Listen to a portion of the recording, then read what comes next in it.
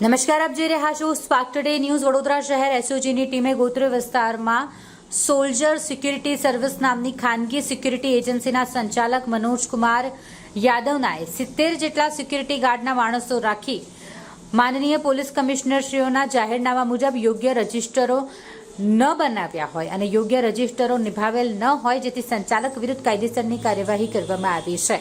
આ જે એજન્સી છે તે ગોત્રી રોડ પર આવેલ છે। શ્રીજી વંદન ફ્લેટ મકાન નંબર L103 માં રહેતા મનોજકુમાર યાદવ, જેઓનો ઇસમ પોતાના આર્થિક ફાયદા સારું પોતાના ઘરેથી જ વગર લાયસન્સે સોલ્જર સિક્યુરિટી સર્વિસના નામે ગેરકાયદેસર સિક્યુરિટી એજન્સી તેઓ ચલાવતા હતા। બાતમીના આધારે તપાસ કરતા મનોજકુમાર યાદવના એ જગ્યા પરથી મળી આવ્યા હતા અને તેમને આ સિક્યુરિટી એજન્સી બાબતે પૂછતા તેઓ પોતાના રહેણાંકથી છેલ્લા 4 વર્ષથી સોલ્જર સિક્યુરિટી સર્વિસ એજન્સી ચલાવી રહ્યા હતા। 70 જેટલા સિક્યુરિટી ગાર્ડ તેઓએ રાખ્યા હતા, જેઓ જુદા જુદા વિસ્તારમાં તેમજ ગોત્રી વિસ્તારની સોસાયટીઓમાં નોકરી ઉપર રાખીને ખાનગી સિક્યુરિટીનો વ્યવસાય કરતા હતા। તેઓ પાસેના 70 સિક્યુરિટી ગાર્ડ પૈકી કોઈ પણ સિક્યુરિટી ગાર્ડનું પોલીસ વેરિફિકેશન ન કરાવ્યું હતું, તેમજ તેઓની પાસે ખાનગી સિક્યુરિટીને લગત કોઈ પણ પ્રકારના રજિસ્ટરની નિભાવણી ન હોય, તેમના વિરુદ્ધ કાયદેસરની કાર્યવાહી કરવામાં આવી છે।